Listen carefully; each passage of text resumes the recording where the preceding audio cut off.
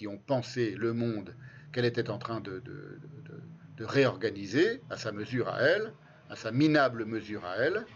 Par exemple, il y a le philosophe Ivan Illich, qui est un grand critique de la société industrielle, que j'ai découvert très récemment, dont j'ai découvert les textes, enfin certains textes très récemment, et qu'on peut ajouter sans hésiter au panthéon des auteurs à lire d'urgence en ces temps sombres.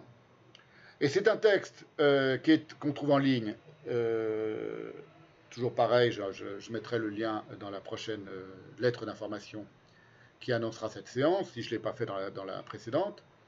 C'est l'obsession de la santé parfaite, c'est le titre de son texte, l'obsession de la santé parfaite, qui est paru en 1999 dans Le Monde diplomatique, et où il parle, lui, d'une désincarnation de l'ego. Cette désincarnation de l'ego, chez l'homme, étant induite par la fascination qu'entretiennent les techniques du regard médical. Et c'est intéressant parce que j'ai déjà parlé du regard médical la dernière fois. Voilà ce qu'écrit dans ce texte Ivan Illich. On pousse le patient, il parle donc de la médecine contemporaine dans la société industrielle. On pousse le patient, ça date de 1999, donc c'est récent comme texte, c'est comme analyse. On pousse le patient à se regarder à travers la grille médicale, à se soumettre à une autopsie, dans le sens littéral de ce mot, à se voir de ses propres yeux. Par cette auto-visualisation, il renonce à se sentir, le patient. Les radiographies, les tomographies et même l'échographie des années 70 l'aident à s'identifier aux planches anatomiques pendues dans son enfance au mur des classes. La visite médicale sert ainsi à la désincarnation de l'ego. Voilà. Je cite ce passage très intéressant de ce texte qui de toute façon est lui-même dans son entièreté très intéressant. L'obsession de la santé parfaite.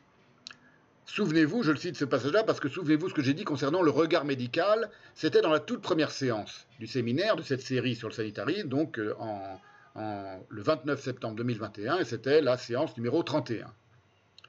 Et souvenez-vous aussi, la dernière fois, lorsque j'ai diffusé le documentaire sur l'implication des GAFAM dans la santé publique planétaire, c'était un documentaire qui était passé sur Arte, j'en avais fait un petit condensé de 15 minutes que j'ai diffusé.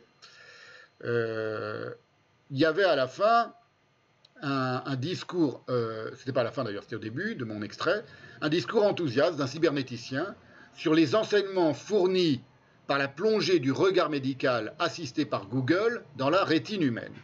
Je vous le repasse un petit peu de quelques secondes pour que vous voyez à quel point l'analyse de Ivan Illich est pertinente. Pourquoi c'est magique ? On a pris une stagiaire de Google. Ces gens sont super intelligents. La stagiaire de Google arrive et nous lui enseignons le machine learning. Parmi les données à tester, il y a des images de la rétine. Et on lui dit, fais le test sur des variables qui n'ont aucun rapport pour comprendre comment ça fonctionne. Elle revient et nous explique, la machine prédit le sexe de l'individu dans 75% des cas, qu'il s'agisse d'un homme ou d'une femme. On lui répond, tu as dû te tromper, recommence. Il n'y a pas de différence entre l'œil d'un homme et celui d'une femme. Elle revient, elle ne s'était pas trompée. Maintenant, c'est à 90%. Quelles autres informations avons-nous trouvées dans l'œil ? On a trouvé les antécédents de tabagisme.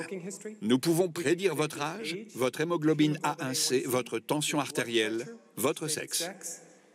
Ce employé de Google.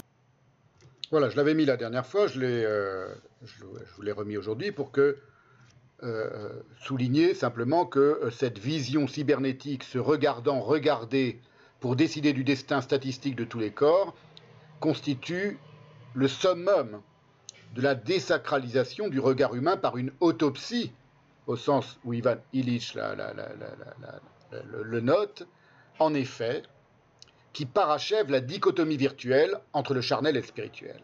Le regard, l'œil, le regard humain, c'est quand même la fenêtre de l'âme, traditionnellement. C'est par là qu'on a accès par une forme de communication qui n'est pas palpable, précisément à ce qu'il y a d'impalpable en l'homme, lorsqu'on regarde quelqu'un dans les yeux. Voilà. La cybernétique vient piétiner cette merveilleuse et impalpable réalité des rapports humains, et